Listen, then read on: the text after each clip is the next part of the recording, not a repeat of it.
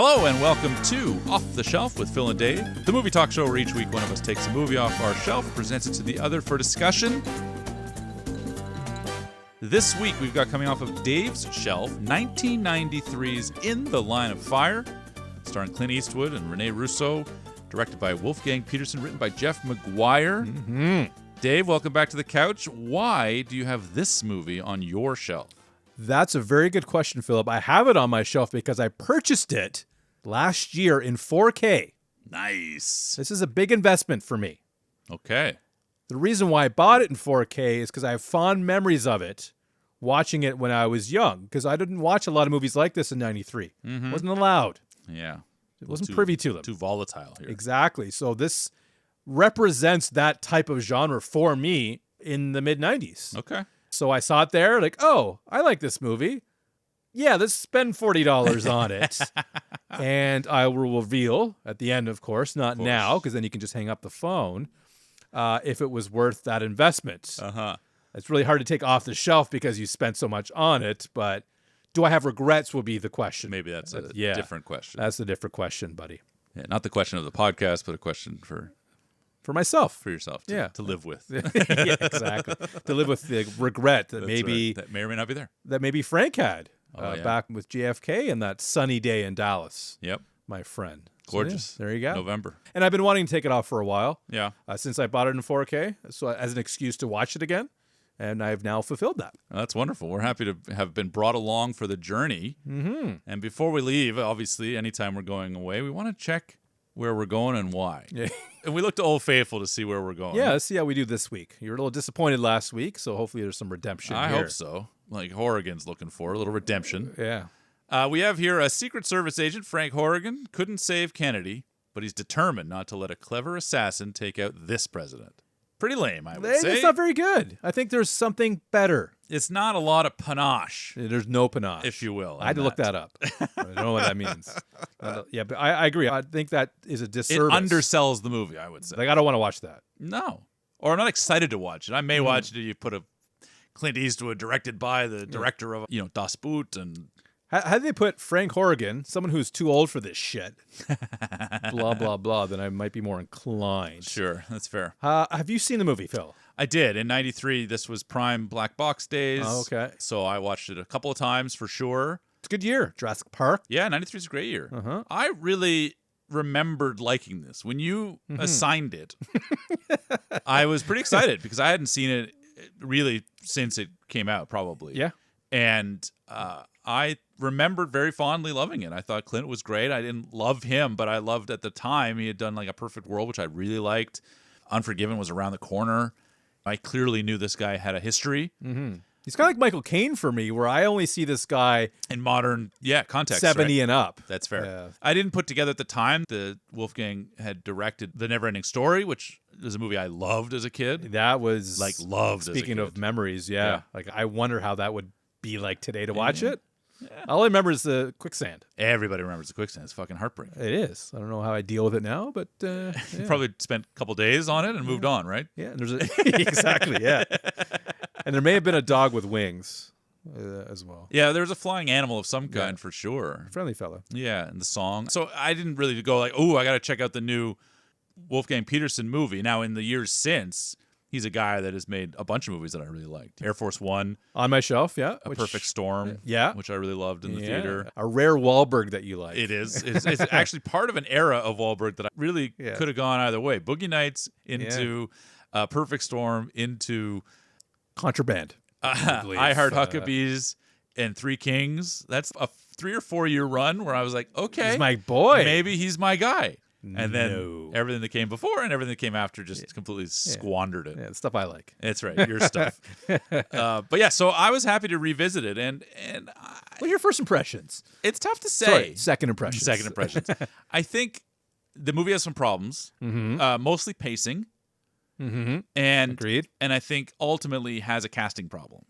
Oh, see, That'll be interesting to talk about. I didn't see that one coming because we're dealing with people like John Mahoney here. So, Oh, yeah, sure. I'm getting a little defensive here already. That cast is not a problem. I'm talking about Clint Eastwood. Oh, okay. Yeah. The guy. Yes, All right. yes. Not the fourth lead guy on the call sheet who had walked past the taxi Listen, cab. that can make or break your film, buddy. Yeah. Those matter. Yeah. How about Jeff McGuire? Is it Jeff? Jeff McGuire. Now, he is an interesting fellow. Oh, you've met him. No. But he has no credits for the last 20 years. Retired. Gridiron Gang was his last film credit as a writer, with The Rock playing a coach of a football team. That sounds good. The only movie he wrote that I had any fondness for and or remembrance of was the movie Victory, which came out in, I think, 1982. Sylvester Stallone. Oh, there you go. And Michael Caine. Oh, there's your connective tissue you And love so Pele. much. And who, what? And Pele. Who's that? The soccer star? World Cup fever, buddy. Oh, yeah. Yeah, right. That's right. Pele. Yeah. So that is a trifecta. You should see that movie. I probably not that won't. No. But anyway, so spite. that's it. This writer is not really done anything really that good. But this movie, I do remember vividly being like a hit. It made a ton of money. Mm-hmm. It was a big thing. It was, Yeah. again, my parents were big into it. It was a movie that was of its time, let's say. Another movie where people seem to know what it is. Everybody generally seemed to speaking. like it, know it, and Received talk well. about it. Yeah. Solid 7.2, 74 on IMDb. Again, after last week, I don't know who to believe anymore.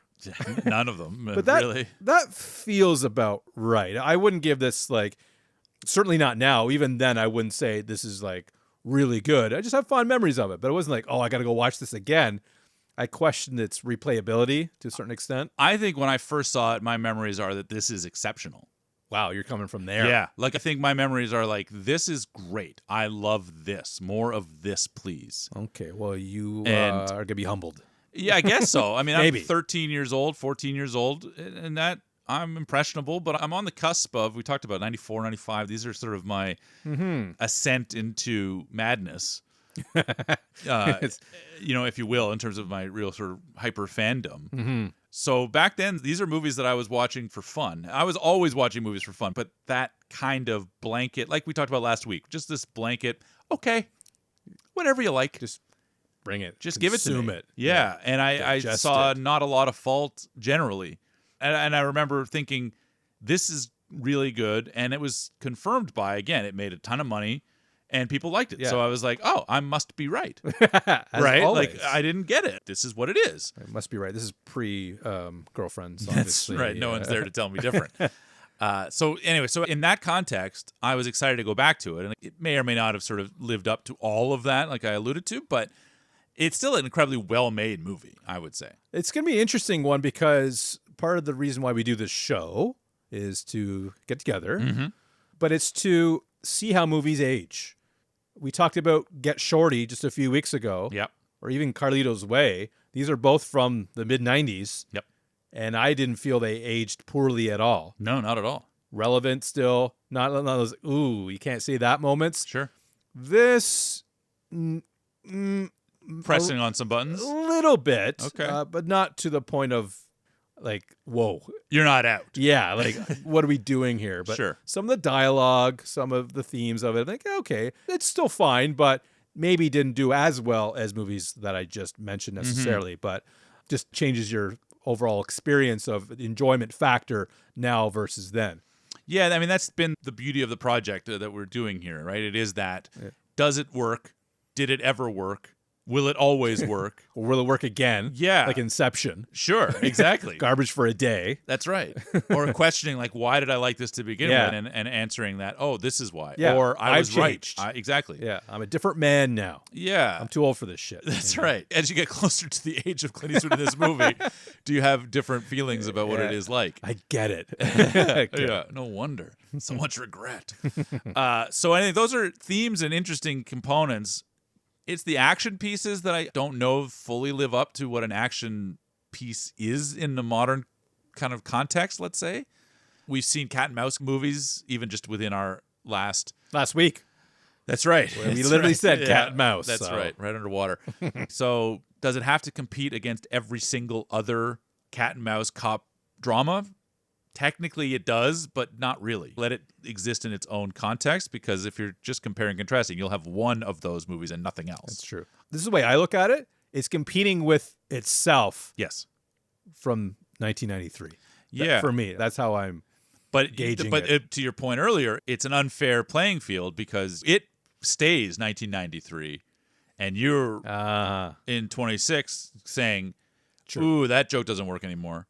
Or that scene is sluggish. So you're judging it with 40 years of life or 30 years of life. That's what I do. And the movie doesn't get the chance to keep up with that.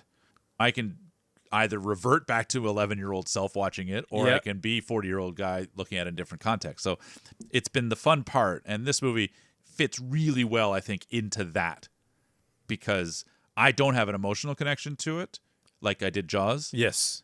Where I did not. Yes. At all. I never did with any of those movies. Yeah.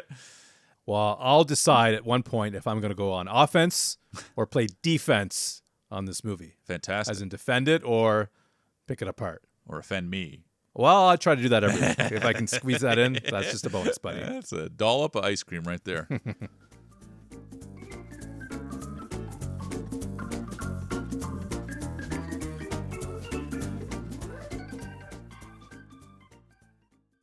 David Schwimmer. You have to admit, McDermott whines a little bit in this movie, which would put him in the Schwimm category. Well, I always have, based on looks, but also based on demeanor. Sure. Schwimmer. But yeah, Dylan McDermott, Dermot Mulroney, and I guess Schwimmer are all in this mishmash. Who's who? Is this a beginning of a movie that you forgot about? 100%. I remember very, very little of this movie. Okay. Because that's what happened in this type of movie is like, well, this isn't really anything to do with the movie, really. Yeah. Other than give McDermott a reason to be a quitter. Yeah, it's your first five. Nowadays, movies do this all the time. Television series in particular, they have to find a way to hook you. And so this movie, in the context, is like, okay, we'll put you on a bust. We don't know anything what's happening. Sure. Works for me. Tobin Bell, the Jigsaw himself from Saw, also the dentist. Oh, yeah. I'm like, you're a bad guy from dentist? something. He's somebody in Seinfeld. He's the maestro? No. He's not Bob Cobb. No. And he's certainly not Watley, because that's Breaking Bad guy. Yeah, that's Bryan Cranston. Tobin Bell is in Seinfeld. I got to tell you, I'm a little disappointed in you. Hold on. Give me a second here. You're going to have it. Close my eyes. Record shop owner. I didn't even know that. I just knew that he was in Seinfeld. I knew this guy's fate. The old guy's like, you can go ahead and get rid of my records. I don't care. Okay. Kramer's like, I'll take them. Of course. And then, Newman's there. Yeah, he's the record shop owner. There you go. Yeah. I got a Seinfeld reference, technically, and you did not. I thought I'd recognize him from something, but he just, to me, looked like a bad guy. Now, he's sort of a bad guy in Seinfeld, I suppose. And he is Jigsaw in the Saw movies. Well, he's had his day. Well, he's not going to be in here for very long. No. Because he, like a couple other guys here, get a bullet. Yeah. It reminded me of Striking Distance. Yeah. That's what I'm talking about, this buddy. Is better. Wow. I would say. But fundamentally, I just like the scene. I like that McDermott is covered in the plastic, and the stakes are high. Yeah. Keeps us cool, though. Clint. That's right. We established Dylan is not all that interested in continuing in this line of work. Which is funny because Frank Horgan knows things about people. And he says this a few times, and he's like, no, you're going to be good. Yeah. Just tough it out. And I don't see it. No. There's nothing that's presented in this. The moment he walks on the screen, countdown to his demise. Oh, yeah. And he lasts longer than I think he would. I definitely remember him dying, and I remember it affecting me as a 14, 15-year-old. Like, I don't want anybody to die. Sure. So it was unsettling. Yeah. This, I'm like, okay, get out of here. Yeah. Who needs you? You deserve it. Well, it's funny because he resigned just a day late. Because he was like, I'm going to resign next day. That's what it says. Like, I can't do this. I'm done. Well, it's an example of somebody, because Frank's like, no, don't resign. You're good. Stick with it. Yeah. That decision, now, I'm not sure how the timeline matches up, but that gets him killed. Yeah. Frank's to blame. JFK. Yeah. Schwimmer. Frank is not great at his job. No, clearly. He's getting too old for this shit. But yeah, as for an opening scene, just like I remembered once I saw it, like, yeah, good way to start it, get the ball rolling. Sets Clint up as a cool loose cannon, I was thinking, actually. The big difference between loose cannon and cool as a cat. Yeah. But I just mean, like, he's willing to let his partner get suffocated and play with an empty gun and such. So, yeah, I like that. Well, that's his reputation, High I energy. suppose, that Gary Cole might have been referencing later. Don't want to get it too much into that yet. No, of course not. I don't want to jump the gun on that. But it's not long after where during his first piano playing, which we go do a few times, he clearly likes to tickle the ivories. Thank you. Yep. And they get a call. He's got to check out an apartment. Sure. No big deal. He tells Schwimmer to go home. Now, this is a completely different movie if he says, you know what? You deal with this. I'm not going to go. That's right. That doesn't work out for the bad guy. No, it's like Paulie telling him to go clear the buoy at Jaws 4, right? Exactly. If he doesn't do that, Yeah. If he's the one taking care of the cow tipping situation. then everything is taken care of. Exactly. The world is fine. However, What happens at the apartment? that's the important thing, Phil. Yeah, we got to get the story rolling. We're a couple minutes in. We saw the first 5 kind of get you the hook, if it were, but it has nothing to do with the plot. Correct. There's a collage, if you will, of JFK Yeah. assassination stuff. Everything seems fine except for that little room there. Yeah. And it's revealed through a photograph that Clint was on that detail. Yeah. Schwimmer's like, that's you. Like, I know that's me. I was there. I was there. Yeah. I love that landlady. Yeah, she's great. She's a face. She's always good in everything. Absolutely. I wouldn't go that far. She's like, anyone can go to the White House. I'm like, I don't know about that now. Not these days. No. And do you think 1,400 threats a year, is that a lot? And do you think it's more now? I think it's probably more now. Yeah. 1,400 threats a year. That's a lot to investigate. Yeah. I mean, it's more than 100 a month. Good math, buddy, for a guy who claims he can't do math.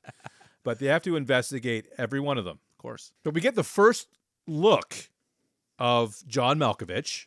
Yes, we get the look of old Malkovich here. Through the binoculars. Yep. There's a few close-ups of his mouth. Do you think he's Russian in this? No. This, to me, is John Malkovich. Okay. I had not seen, and still have not seen, outside of maybe Rounders, because I didn't have a choice. Yeah. No regrets. I don't know him for anything. I know he was in the movie Being John Malkovich. Yes. I assumed he was in it. Yes. Oh, sorry, Red. Oh, yeah, that's right. That's Yeah. your Oh, world, yeah. right? That's Yeah, it. yeah, But yeah. I feel like he might be the type that would be typecasted into playing the creepy guy. He's played a fair amount of creepy guys. Yep. I It's mean, fair. go to your strengths, I suppose. I think he would be like this in real life had he not taken up acting.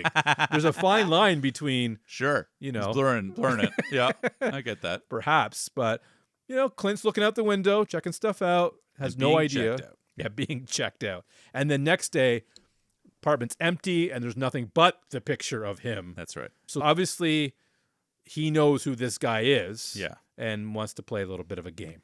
Yeah. Do you think that is set up that way? Because we talked about this last week with the shark. He's just waiting for Sean to somehow be in the right time in the right space. Well, he made the call, the shark, if you recall. Exactly. That's my he theory. did call and say, "Hey, come deal with this." Yeah, so how would McCrawley, that's his name now, but Mitch Leary, I guess, is Sure. the actual person. How would he know that there's, I forget the number, 2,000 people doing this job. Something like that. And how would he know that he is going to get it? Now, I have an answer. If it was somebody else, Yeah. they would see, hey, look, we saw a picture of you. He might be interested in you. You need to get on this case. and Exactly. let's get So on that board. was my reasoning around that. Pretty But good. I did ask that question, though. Pretty good. I would accept that. Because I thought the same. I'm sort of like, this is a little too convenient. Because is the issue I need to kill the president? Is the issue I need to deal with Horrigan? Like, is it a personal vendetta against Horrigan? Or a little bit of both. Or does it start that way? Or does it grow into, right? Like, these complexities. I was Yeah. like, they don't really address this to me, but I'll accept yours. That's a good We better be explanation. careful we don't say the words because we don't want to be, Oh, dear God, no. No. we don't want to say the words that he says later. course not. In the context of the podcast, it's fine, but it could, Out of context, you got a real problem on your hands. a real problem. That's McCrawley's from Denver. Gorgeous. Gorgeous. Everybody knows it. How could a man from Denver turn out like this? Why would you ever leave? What are you doing in Washington when you've got Denver on the back? That's true. And we get our first phone call. This will be a bit of a theme Yes. for the movie. And I will say, although the pacing isn't up to snuff, each phone call does intensify. Yeah. And I think that is a nice touch. Yeah, I think it's really important. I think the movie is very well made, and this is solid direction. The writing, I think, is perfectly solid. I wouldn't have guessed that the writer of this movie would really only have a couple of One-hit credits to his wonder. name. Yeah. But This is it. it's filmed beautifully. I think performances are good. And the pacing, it's not structural. I find that it's not things like that. I mean, it's just there's certain sections that I feel it starts to drag a bit and spends too much time doing something other than moving the plot forward. Yeah. But in terms of the interplay and like you're saying with the escalations of the phone calls, those are all, I think, really well handled and builds to the story. Yeah. Chunks. Isolated chunks. Incrementally increasing the tension, incrementally increasing the relationship that these two have. I think those are all really, really well done. And it turns out he has panache. Yes. Much like Booth. Yeah, absolutely. Now, this is a name that I would have known my first watch, probably. John Wilkes Booth? I wasn't that educated as a young lad. Still not that much, but I do know that now. Well, if you remember in our Prisoners episode, I talked about a book from my English teacher. I do recall, yeah. The book was The Assassination of Abraham Lincoln, and it was all about John Wilkes Booth. So I'm kind of an expert. Sounds from like grade 3 on. Now, do you know what panache means? Did you have to look it up? I did not have to look it up, no. That's a line I really enjoyed. Yeah? Let me set the stage for you. Please. Because it involves John Mahoney. Oh, yeah. Gary Cole. Yes. And Rene Russo. The trifecta. And his banter, a little bit of sexism there, but played for laughs. Still fine. I was just seeing if you have a sense of humor. All right. Yeah, I like that. But middle-aged white man saying it's okay to. No, it seems like it's fine to me. Fine. But when he says he had to look it up, I chuckled. I thought you might be in the process of looking it up when he says that. Oh no. I looked it up in 93. I forgot John Mahoney was in it though. There's so many faces in this movie that I had no recollection of. Yep. Gary Cole has shown up in Suits a few times. Yeah. So yeah. Yep. Yeah, I'm watching it. It's also in A Simple Plan. Also in The West Wing. You can play that guy. Oh yeah. That play guy. all guys. You can play all guys. He's really good. You're right. He's probably in Burn Notice. He's in The Good Fight. He's great. I love him. He's certainly a face, but he doesn't like Clint. No, he flies off the handle very, very quickly. Yeah, chill out, man. I'm leaving. It's in such a way that you're like, is he going to try and assassinate Clint's character later? It's such a volatile situation. In these kind of movies, I'm thinking immediately like, okay, he's either going to die and someone's going to think Horrigan did. Like, I'm just like, start thinking about all these different plot threads. All from Gary Cole getting up and leaving. One little moment, because I just like. It's also scripted. It's so scripted. It's so extreme compared to the conversation they're having. Gary Cole leaves room. And he storms out in such a hissy, right? I was just like, what is the story? And the reality is we don't ever know or really ultimately care. Yeah, Gary Cole's character wasn't really fleshed out a lot. Why so mad? Yeah, missed opportunity, though. I want to know. It's a sequel. Or prequel, actually. That's where the money's at. They're trying to get a description of the bad guy here, and I really related to this moment because they're like, yeah, he's between the ages of 28 and 45. That's what I get. Yeah. On a good day, someone will say I'm 28. You get 28. Yeah. It's been a while since Shocking. Might be a couple of years since I've got 28, but I still get your early 30s. Good for you. Yeah. Yeah, I'll get early 30s sometimes. Yeah. The hair is fading, so it's not quite so prominent. You should do what that guy from Entourage did. Propecia. Who's that? Well, you're talking about Jeremy Piven. I am, yeah. Yeah. All of a sudden he had hair. He had lost it. It's back. Yeah. Well, technology. You don't have that kind of money, though, do you? Nope. These are successful people. Speaking of successful, I think JFK would have been more successful had he not ridden in a convertible. Yes, that's one of the big things. The history pages would have been significantly different. Now, did they change that? Do you know? Like right after that? Like, okay, we better put roofs on these cars? He was originally supposed to be, my understanding, of course, is that he was supposed to be in a covered vehicle. Oh. And he chose to do convertible at that point. Well, they do touch on this in this movie. Mm-hmm. Malkovich's character said he wanted to die. I didn't read up on it, like any history, but if that's true. I don't think there's necessarily evidence that he wanted to die, but there was a choice to sit in the uncovered vehicle. And you have to remember, this is 93. This is 2 years after JFK, the movie. The movie, 91. Movie. I'm still waiting for it, buddy. Magic Loogie. That I know. Just to put it in a context you can understand. But so JFK is really in the zeitgeist at this point. So it's not surprising that if you're going to do a Secret Service movie and you're going to go that way, that it's JFK, and you can refer to these things because it's brought back to the culture. Yeah, it's hot. Now, do you think it's believable that they would allow Frank Horrigan? Yeah. I did that while I was watching it as well. He looks like a Jack. Jackie. Interchangeable. Yeah. Would be allowed back on Secret Service detail running alongside this car. This is the part right away where I think, what are we doing? And not in a way that I'm out. I don't let things like that just like completely dismiss the movie. Clearly. But there are moments where, particularly here, he just gets mad and says like, I want to run the president now. And then the next scene, he's there. He's there. And Mahoney's got pull. I'm thinking about, like, is there a physical involved? This guy has been off the beat for a period of time. They keep saying he's an old man. They refer to him as an old man. So this is, Clint has been playing these characters for a long, long time. But other than maybe Space Cowboys, he is not really always called out on being the old man that he is. Mm-hmm. And I think there's a detriment to your character being this old, decrepit man. That everybody knows he's the old decrepit man, but all the decisions allow the old decrepit man to do what he wants and succeed, and you're elevating this. You're enabling it. Yeah. So a lot of that going on these days. That's right. So he wants it. Mm-hmm. He gets it. And then we see that he's too old right away. To me, this is a case closed. You don't belong here. Exactly. Let me tell you something really interesting here. Please. I question this, right? Mm. I didn't question anything about Jaws the Revenge. That's true. Until after I watched it. Not until I read reviews and I'm like, oh yeah, that shark did kind of have its own personality. Oh, wait a minute. That wouldn't be the same shark. I didn't think of any of that during the watch, consciously. Yeah, okay. Afterwards, I'm like, oh yeah. This sucks. This is like the stupidest story ever. Yeah. But it had to be pointed out to me. Mm-hmm. This I'm watching and I'm like, come on. Okay. So I asked myself, Phil, why would I accept this and have issues with this? Uh-huh. I should have said that, then this, but you know what I mean. I got you. That was mind-boggling to me. And here's my answer, and maybe you can add to it, but when it comes to Jaws, Amity isn't real. Sure. Sharks don't act that way. True. Generally speaking, they get a bad rap. Yeah. So even from the first Jaws movie, things are happening that say, okay, this isn't real life. Mm-hmm. And somehow that fact maybe allows things that aren't real into the movie and you'll accept it. Sure. Whereas this, the president, unfortunately, very real. Yeah.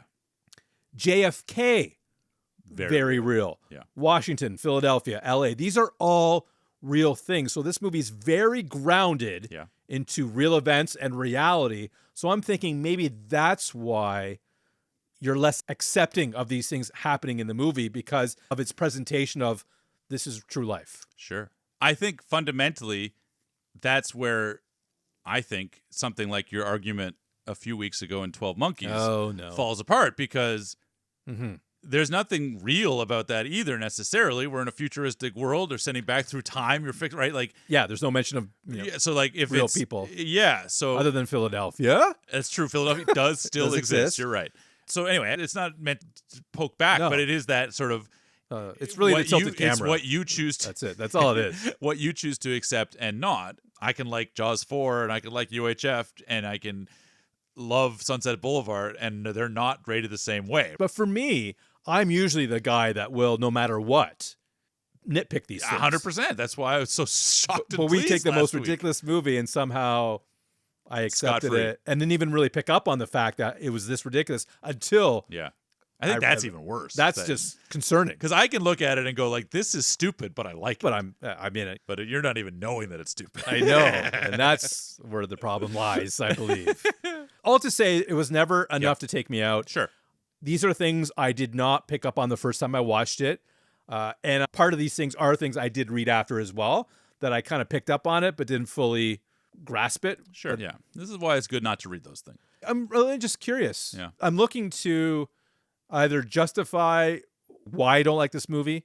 Like, why does everybody like this? Let me find somebody else who feels the same way. I don't want to be alone. Yeah, that's fair. Yeah. But I have to tell you, Phil, I do have a soft spot of someone in a movie just being too old for this shit. So that'll always work for me no matter what.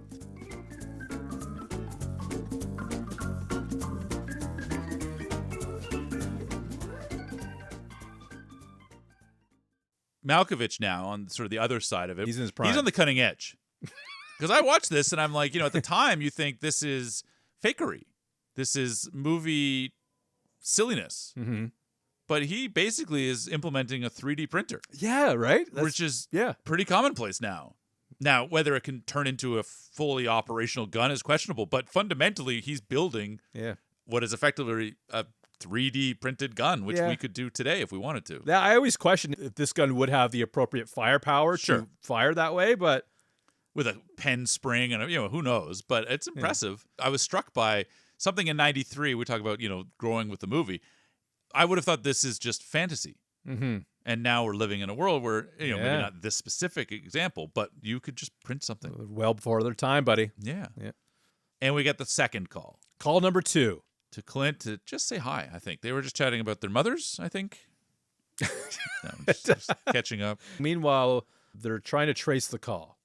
And this annoys me in movies, call tracing, because it never works. Almost never. Like, the bad guy knows you're like, what, you're tracing the call? Like, and hello to everybody else on the line. Yeah. Right? Those kinds of things. I don't know. But I think this movie handles it relatively well, considering with technology. Oh, we can do it because it's analog, can't do it because it's digital. Wants to get caught in some cases, not in others. And when you got Banya there, like, that's right. That I remember. Yeah, that's your jam. But what I do like is there is this feeling of the two getting cozy, or at least Malkovich is really poking. Oh, with the JFK stuff. Yeah, throwing that in there. And then we get the flashback footage of that, messing with him, basically. Yeah. And I like that Clint is, he's not certainly vulnerable in this movie necessarily, but I like that he allows the facade, if you will, to break down a bit. You can see him get angry, flustered, annoyed, aggravated, this and that. Oh, absolutely, yeah. So he's poking the right buttons. And I like that scene in general. I like the way these two play off one another. Even talking about the stuff, the article 10 years later,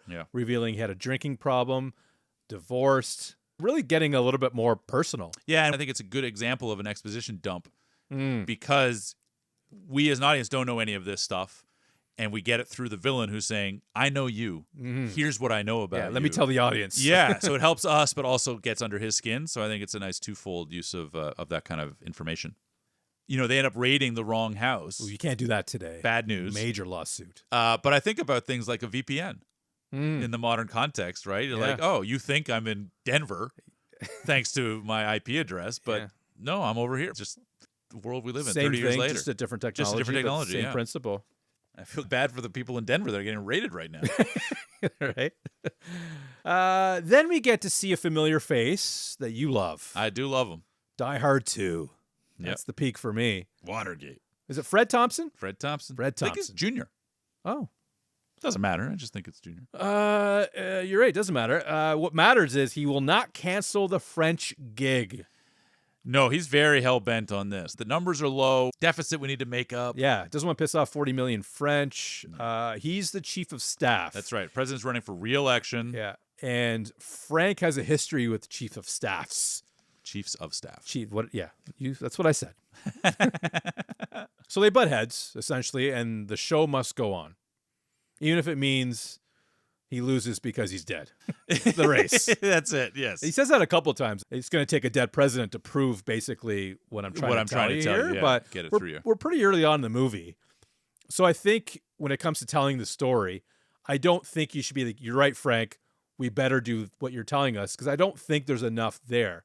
They don't have the fingerprints yet. No. They don't know about the C-12, so it's still early on. Yeah. Obviously, they get a lot of threats. A lot of them turn out to be That's right. wild goose chases. So. And there's always these scenes of, I know the truth. No, you don't. Shut up. Whatever else. And speaking of Die Hard 2, that's those examples. This guy... This is that, really. It's a little bit of that. He's a little bit nicer in Die Hard 2, though. He's Definitely. like, he's listening to John in this one. We're not in this Not so much in this, but it's still the same principle. It's got range. But I think the real question is, Phil, I'm dying to hear your answer, is where would Rene Russo hide her firearm? I don't know, but I really want to find out. Is he meaning what I'm thinking he's meaning? Like, I probably. That's weird. But I mean, it's Rene Russo in 1993. I think anybody would be a sicko. I like how she finds him annoying.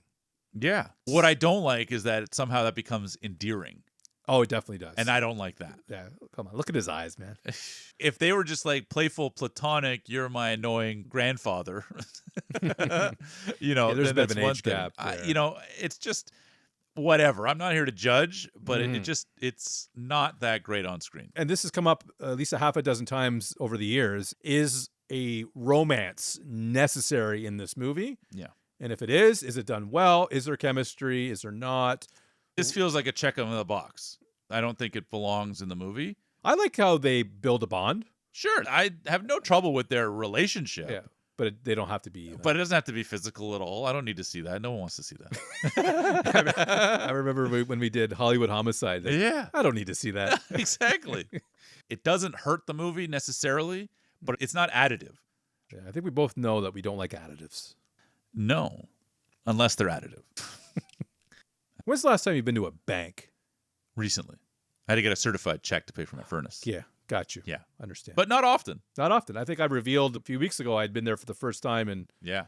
or I told somebody that anyway. Sure. I don't know if it was on live radio, but yeah, it'd been 5 years since I'd been to a machine. Sure, it's the digital age, my man. Yeah, but here we have Mitch Leary. Yep. Let me call him Mr. Carney at this point. Yeah. Yeah. Not the prime minister. No, with another recognizable face. She's in places. She's in things. I just called her Red in this. Beautiful red hair. Patrika Darbo. And she was also in Seinfeld. Don't ask me exactly who. I just know she was in it. I just know her and George did not see eye to eye on something, I imagine. Oh, I remember. He quits his job and tries to pretend that he didn't quit his job. She works at the... Yeah. Yeah, she's at the bar with Elaine, the roofie. Yes. There it is. She's also in The Burbs. I still got it. It's a movie I love. I'm trying to redeem myself from the opening. Yeah, can't believe that. Movie. I know. Still. But yeah, so I think she's so cute. So does he. And she just talks too goddamn much. It's a shame. It really is. If she wasn't from Minneapolis. Yeah, I think he even says that later. Like, I wish you weren't from Minneapolis. That was one of the clues, actually. Yeah. I love the scene generally. She hates winners. Relatable. Right? She lost 30 pounds since she moved. Yeah. Things are going well for her. Yeah. She's on the up. This is something that stood out for me in 93. Like, okay, I know she dies. Yeah. But does he need to kill her? Outside of just being a killer, but he has to go out of his way. Yeah. Does he?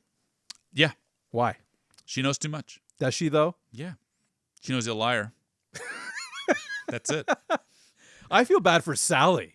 She had nothing to do with anything. I know. I love the scene. We'll jump ahead to it because we're talking about it. But the murder itself, I think, is exceptionally well done. He is so creepy. Just showing up the front door. And I think she is, because he's kind of flirtatious. And her self-esteem might be a little bit low. Correct. Just saying. Yeah, that's it. And so I find her to be like really a sad character. Mm-hmm. And Sally, again, just somebody hanging out. And she's almost flattered. And he is so creepy. He's like, I can't let you leave. And he closes the door. And you're like, oh, man. Yes. And then he snaps their necks. Snaps their necks. Once I saw that, I remembered not the specific detail, but I remember really being affected by that when I was younger. These are innocent people. Just wrong place, wrong time. And that's the scary part. That's the stuff. And I remember being very affected by that even at 14 years old when watching it. Now, being older and like, oh, it's just a movie, I'm like, their answering machine should have said, sorry, can't come to the phone right now, we're dead. Yeah, if only. If only they had thought ahead. Yeah, right, ahead, yeah. But he didn't kill the dog, I don't think. Missed opportunity. Well, it would have been our 8th one. Yeah. Movie. That's what I'm saying. It's a missed opportunity. It is. Unsettling, to say the least, still is. I still question that he had to do it because he's always in disguises. And you'll notice other people who are looking at his picture. Yes, can't put it together. Can't put it together. And you're Secret Service, so you think this woman who works at a bank sees 1,000 people a day is going to remember this guy on this date? Got to be sure. Now you've killed somebody. That's right. Now you're more going to eyes on you. You're going to check your fingerprint, right? Like, yeah for sure. 100%. You're causing more attention to yourself. Exactly. This is what I'm trying to say. Yeah. What does get our attention is the Lincoln Monument. Now, right now, it's a shithole. But back then, it was really pretty. This is a gorgeous shot of the movie. Mm-hmm. But it's where this line starts to blur for me, and I really don't like it, with their flirtations back and forth. Oh, they're having ice cream. Because the earlier stuff, it's like, oh, maybe it wasn't a him. We've got this playful little banter going. Well, he's like, why do you keep flirting with me? It's because I know it can't go anywhere. I'm like, that's a pretty good response. Like, sure. Harmless, right? Harmless until it is harmful to the audience of me. Specifically. The shot itself is really pretty. I like the dialogue for the most part. What really starts to fall apart is if she turns around, she's... I think he's right, though. Well, sure, but I don't want to see her turn around is my point. Oh, she just should have kept walking. She could have kept walking, yeah. And I'll talk to you tomorrow. I have a date tonight. None of your business. I don't need your fucking old ass. You're right. But what stood out for me, though, is when he turns around, looks at Abe, and says, I wish I could have been there for you. Oh, yeah. Didn't work out for JFK. No. I don't think Abe would have wanted him either because he's 0 for 1. Yes, that's true. But I think it is time to maybe have a little shot of adrenaline. Okay. Get things going. Having an old man run down the street. Yeah, this is Malkovich's best look, though. Yes. Across the street, he's got long hair. He looks all dopey. Yeah. Teeth all mangled up. Yeah. I do appreciate the theme about the eyes. Yeah. And I think John Malkovich has very telling eyes. Yes.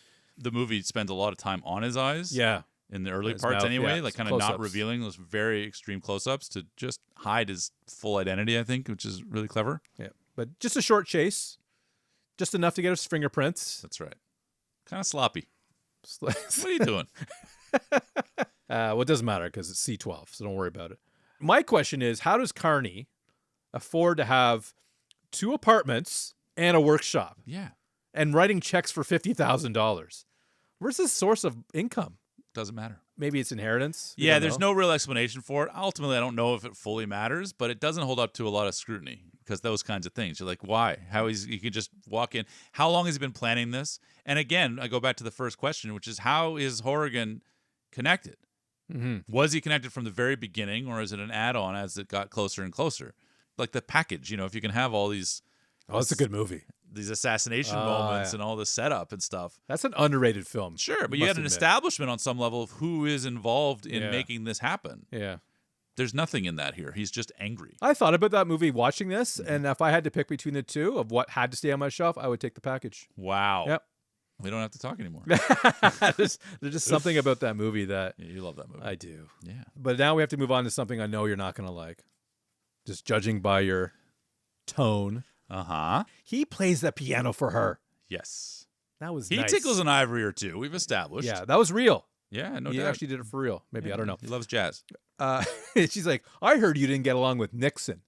Yeah. No, I got along with him just fine. It was the chief of staff that they didn't get along so well, and they almost kiss. yeah, Nixon is an animal, and they shouldn't be kissing. Well, they didn't there. But they do play as time goes by, and if you recall, I'm sure you do, Casablanca. I know. The theme song, if you will, to the Warner Brothers Yeah, it's beautiful. studios. So it's beautiful. I love it. You like but that part, I do love that part. That's my takeaway. but you don't like the elevator scene then. I really don't like the elevator scene. I really don't like what happens next. Oh, they almost do it. Yeah. Yeah. Like excitedly do it. Like she's not been drugged or anything. I don't like. Yeah. Jesus.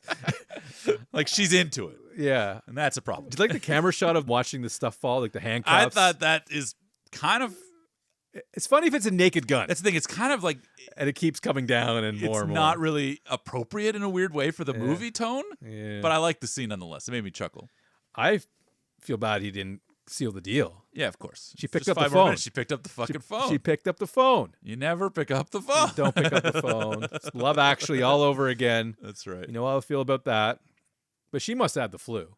You can only assume. Because now he has it. He's been touching all kinds of things, though. Who knows who was playing that piano first? That's true. Maybe he gave her the flu. Maybe she's in remission. Now, you have a dog. What does it mean I'm sick as a dog? I live with a dog. I don't. But it's I not don't my see dog. them like with the sniffles.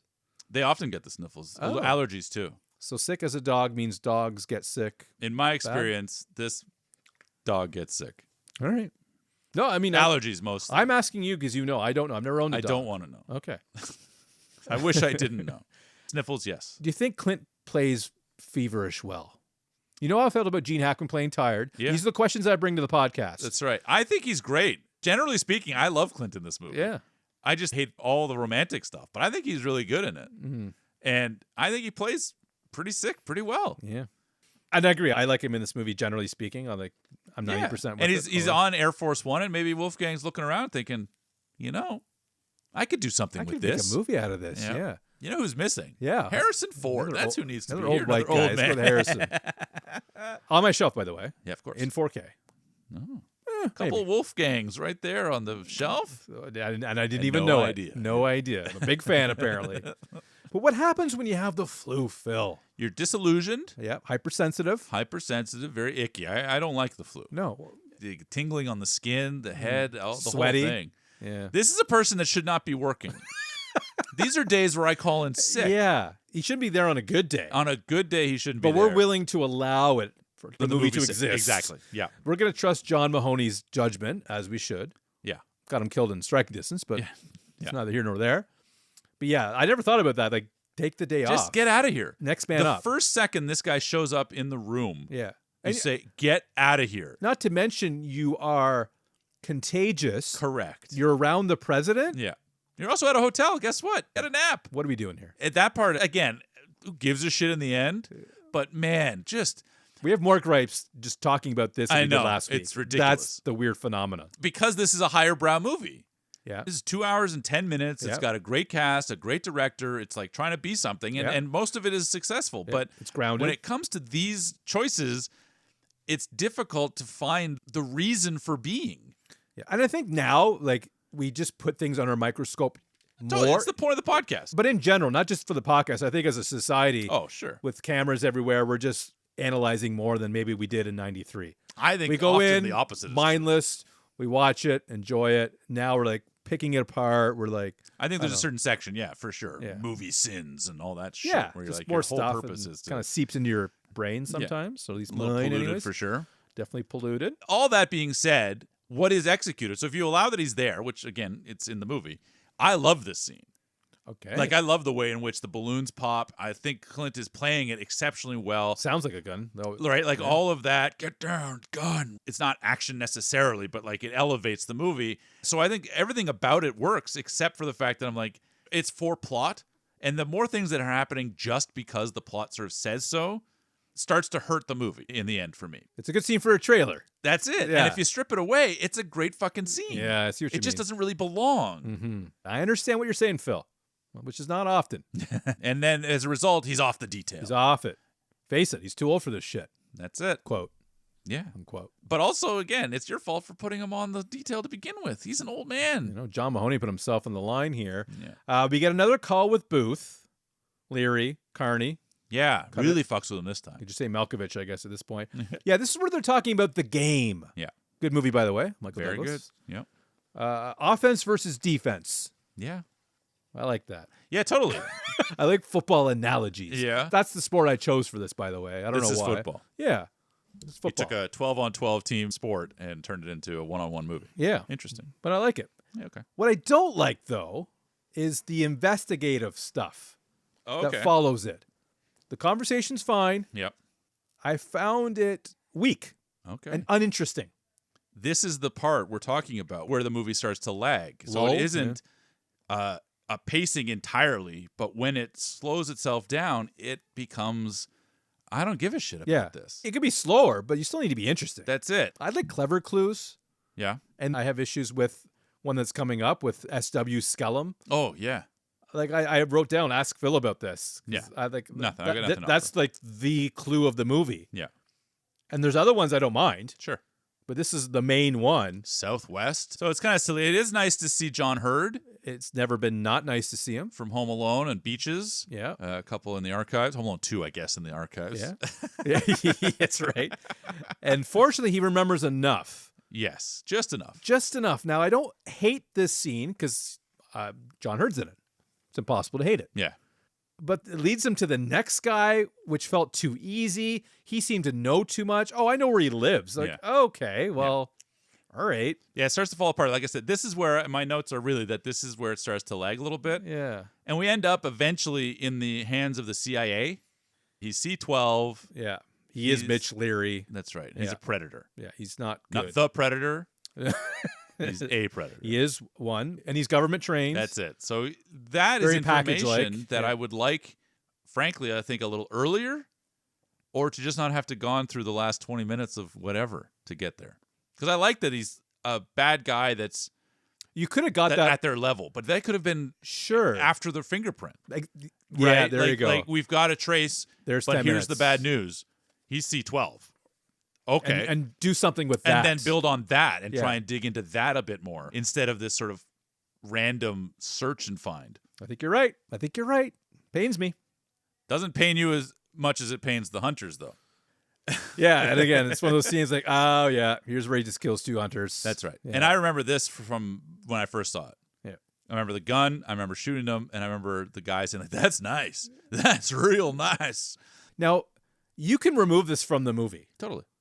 My question is, are they doing it? You're an expert on movies. You claim to be. Yeah. Just Only between the two of us. just to remind us this is a bad guy. I think it's more so about the gun.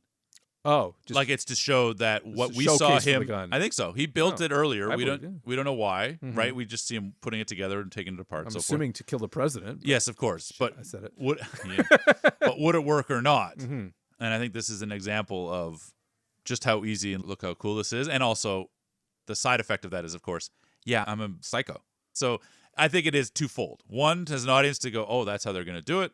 We start thinking about how is it? Oh, shit, it's plastic. Oh, right. Like we can kind of drop that seed. And then, yeah, he's just like, I'm a crazy person.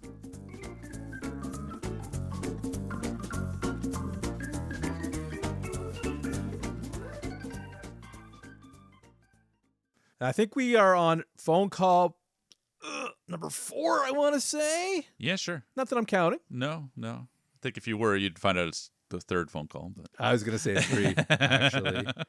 Malkovich gets a little annoyed. yeah. Talking about, they sent my friend to kill me. And this is where you really get Malkovich as an actor performing. Yes. And Eastwood, too. This is a really good phone call. Yeah. Like, it's very animated on both ends. Yep. And I was really impressed. Where in Rounders, I couldn't really get over the accent work of it all, so I couldn't really sink my teeth into what I know he can bring. And I was like, oh, shoot, this is really good. Yeah, you're right. Because the earlier one, when he's messing with Clint's like sloughing it off. Mm-hmm. Oh, yeah, whatever. I don't care. Right? Like kind of throws it away. Yeah. And this is Malkovich feeling very rattled, very upset, very angry. And I think that balance between the two, because Malkovich has been in control. So I like the table turn there. Mm-hmm. I also think it's clever that through another exposition, we more establish who he is, where he's coming from, and his motives, and this and that. Yeah, get a better understanding of the man. And where's all the anger come from? And we get a really great line. What do you see at night when the demons come? It's a great line. I've been meaning to ask you that for years, actually. Yeah. And I love it that they call it back later. That's well. right. Yeah, the old switcheroo. But yeah, we've got a rendezvous with destiny or something, he says. But what does Clint say? Oh, I don't remember. You've got a rendezvous with my ass, motherfucker. That's right. Yeah. That's true. They did drop the MF, Yeah. Yeah, very passionate. Great scene. Clint's not phoning this one in, buddy. Despite being on the phone for a lot of in the movie here, yes. And to top that off is because Frank's pushing back. He's like, I've been outside your apartment multiple times. I've watched you play the piano at some point. He's like, I could have killed you at any point, and I didn't. Yeah. So show some damn respect. Really good. Yeah. These two playing off one another. This is peak phone call right here. Absolutely. Mm-hmm. It's the second best call. I'm calling it right now. Calling it right now, buddy.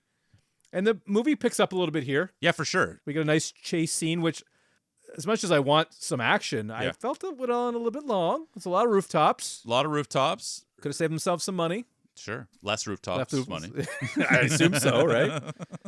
But it's adequate. Yeah, I think it's fine. It's a little slow because... Well, come on. Everyone's just a little slow. A little older, yeah. But I'll say that Dylan McDermott's character made a couple of bad calls along the way. Yeah, little... He's a little cocky near the end, too. I got him, Frank. Don't you worry. Yeah. Time to shine. Yeah, just do your thing. Yeah, this sucks. It happened later in the movie than I remember. That is the thing for me. When I saw Dylan McDermott in the movie, I thought this guy is going to die, especially as soon as he talks about, I'm going to retire. I got to get out of this. You're like, okay, this is just a matter of time. I didn't think it would be an hour and a half into the movie. Mm-hmm. And then, but he does get a bullet in the brain. He does. The big standout for this scene is, and they pointed out later, I don't think it needs to be pointed out later, is the fact that Malkovich basically wraps the gun around his mouth, telling Frank, you can shoot me. Yeah. I mean, you'll die too because I'm holding you on the ledge. That's right. But if you want it. But this is an opportunity to save the president because I'm eliminated. Correct. That's a question that I think is worth asking. And I don't think the movie actually answers that question. Not enough. Yeah. It brushes the surface of it. Yeah. But I think it could have went a layer deeper. But it's there. If you listen, it's there. Sure. But I think that's a fundamental crux point. And if you're old man Clint, you're done. You got nothing to live for. Yeah. I'm just kidding. Yeah. But I don't think it's played as the crux. It's just played as a point. Yeah. But it should be maybe a little bit bigger. Yeah. Yeah. And he's given the opportunity. I mean, in Frank's defense, he's like, I think I can still stop him. Sure. And maybe I can live and golf and do whatever I want to do. Got a night with Rene Russo. Chase Rene. I mean, that's incentive enough to sure. I mean, it's worth hanging on for a couple of days more if need be. Yeah. But I wonder if he feels bad about McDermott. I doubt it. He never really. There was no remorse. Like, no. I mean, we established already it doesn't take long to get over people. And that's their son. This is just a partner. So, I mean, if it's 4 days for a son, it's probably less than that for this guy. Yeah. And I got over it really quickly because the comment I made is Clint's on the bus. I'm like, oh, he has to take the bus now because his ride is dead. Yep. So I'm like, I'm over it, I guess. Yeah, exactly. Clint goes to the bar where you go to nurse your wounds. Especially if you have a drinking problem, which he's gone on record. That's right. Literally saying. And this fourth phone call now. Yeah. And it's a good one, too. Malkovich comes in. Yeah, they're talking about the protector and the assassin. Oh, the irony, Phil. That's right. And he explains the irony. I'm like, oh, yeah, that is ironic. There it is. Yeah. Would you take a bullet, he says. Well, that's the job. Mm-hmm. What are we doing here? But it's questionable now. That's it. Questions have been had because he didn't shoot him when he had the opportunity. He didn't take him down when he had the opportunity. This is the only real reference to that moment that the movie posits, and I think there's room for more. But take what you get. It's a good conversation, and ultimately gets us out of Washington. Yes, and gets us to L.A. Gives us to everywhere else. And I'm like, I'm a time guy, right? It's like you're flying here, you're flying there. Malkovich is here. The bank is there. A lot of things seem convenient, but I didn't. It doesn't bother matter, but I agree. Mapping it out. Yeah. What we do get is the nice time lapse of Malkovich's costume or whatever else. Oh yeah, I wrote down nose shopping. Yeah, just trying different noses. Definitely that. I like that. Yeah. No Ethan Hunt, mind you, but you won't get that reference yet. Of course not. Maybe a little bit later this year. Sweet. But we watch him prep for the sort of the assassination. The big day's coming up. That's right. He's got his gun sorted out. He's breaking it apart. He's got the bullets in the rabbit's foot. Yeah. It's happening. He's feeling lucky. That's right. He gets to cash a check for the politicians to get in on the list. Sandy Riggs. That's your boy. I've seen him. I don't know. Not Seinfeld, but he's done a thing or two. And then we have a little incident with a bellhop, Phil. Yeah. Yeah. Do you think he looked like that guy in not the picture? Even a little bit. Not really. This is the problem. He's got an old man eyes. Glaucoma. Glaucoma is coming in. Cataracts. I'd say he overreacted a little bit. Yeah. Enough to get kicked off the detail. 100%. Well, the cameras are there, so I guess yes. Cameras are there. You've got a PR disaster on your hands, first and foremost. Yeah. You've already busted the last presidential thing with your balloon situation. Yeah, that's true. You're an old man that nearly collapsed while running alongside the car. These are facts. I can't argue them. Like what are we doing? And you're in this position? I think it's time you pull the plug on this guy. Yeah. I mean, not literally. It doesn't matter because it's Clint and he's going to take care of business. But if you really ask these questions, it would really be, this is bad. I do want to point out something that is subtle around this time in the movie. Please. I mentioned Sandy Riggs. Yes, you did. I don't think I'll mention him again, so it has to be now. Okay. He's in the elevator with Malkovich. Mm-hmm. And he just makes a comment about the view. Mm. Nice view. Yeah. That's it. Put a pin in that. Okay. Because I love how that comes later. All right. Because it's very subtle. Okay. And I like when movies play off the subtlety of things. But the scene I really want to talk about, because the second time I rewatched it, I felt Clint's performance in this 2 or 3 minutes stunning. Really? I will say stunning.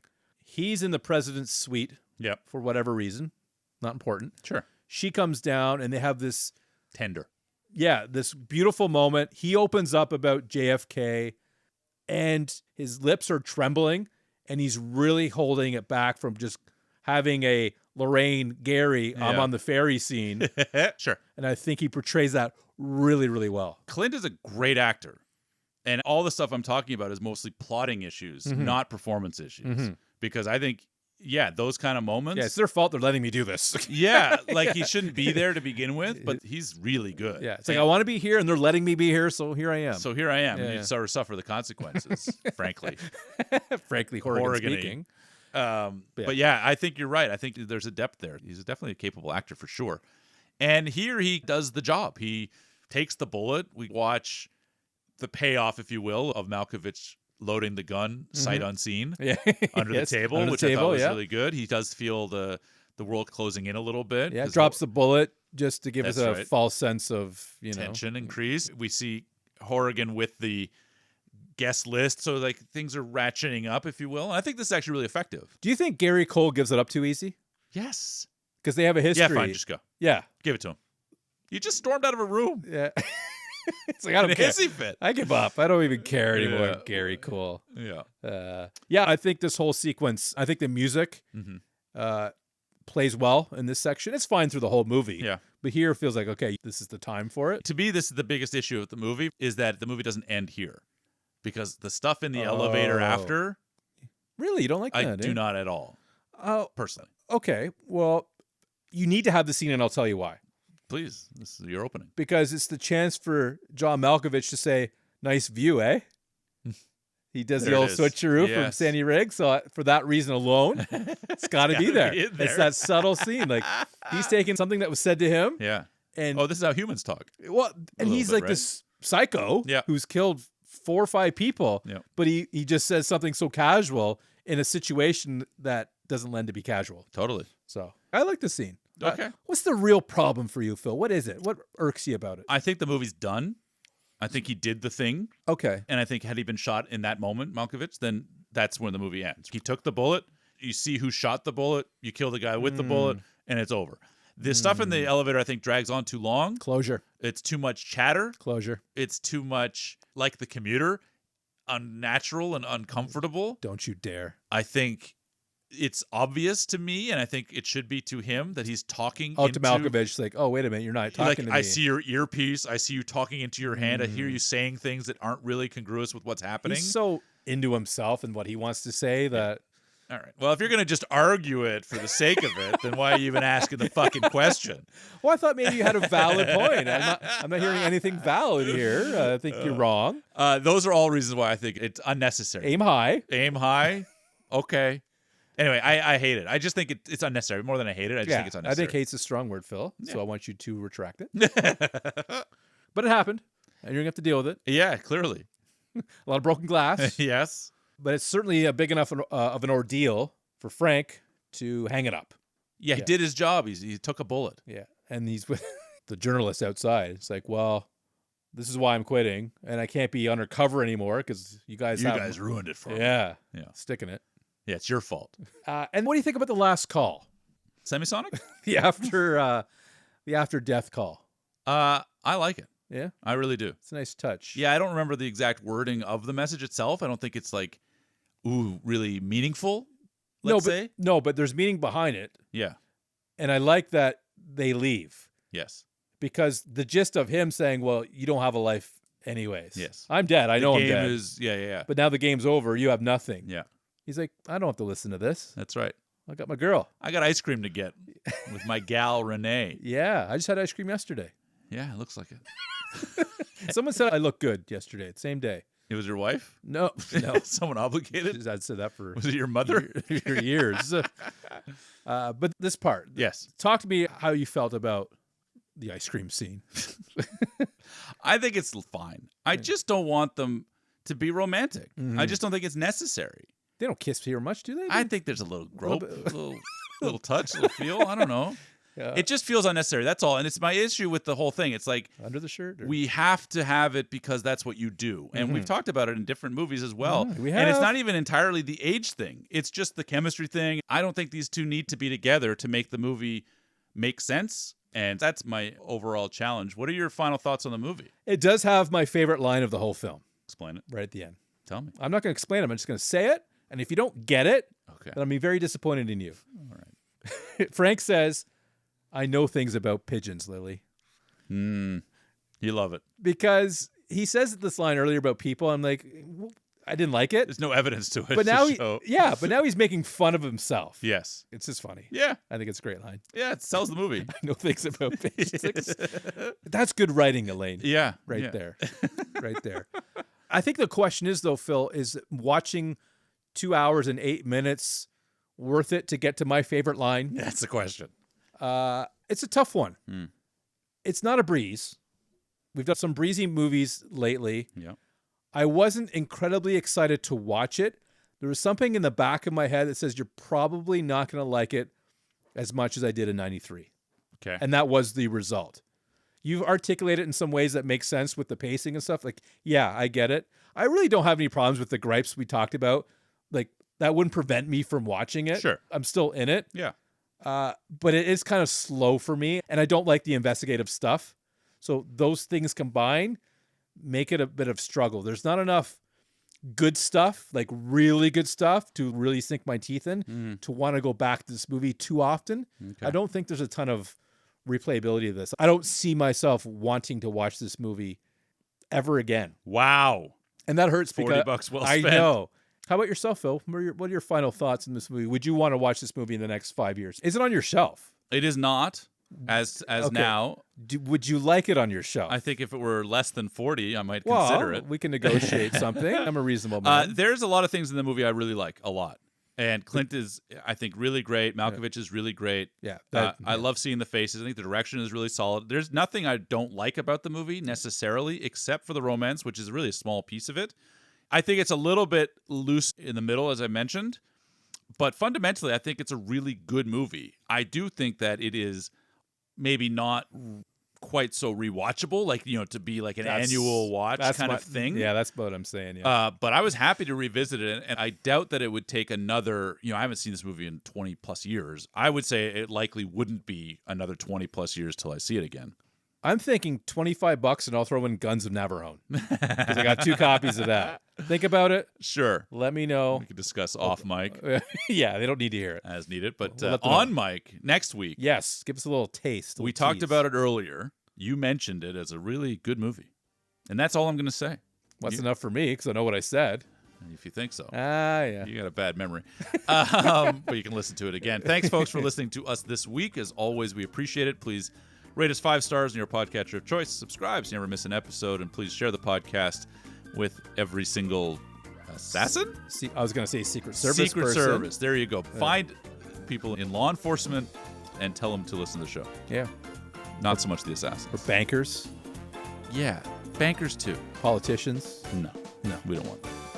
Gary folks. Cole. If you find Gary Cole, tell him to come listen. He's mentioned. I think he's on the Patreon. He's a fan of the show. He's a fan of the show. Good night.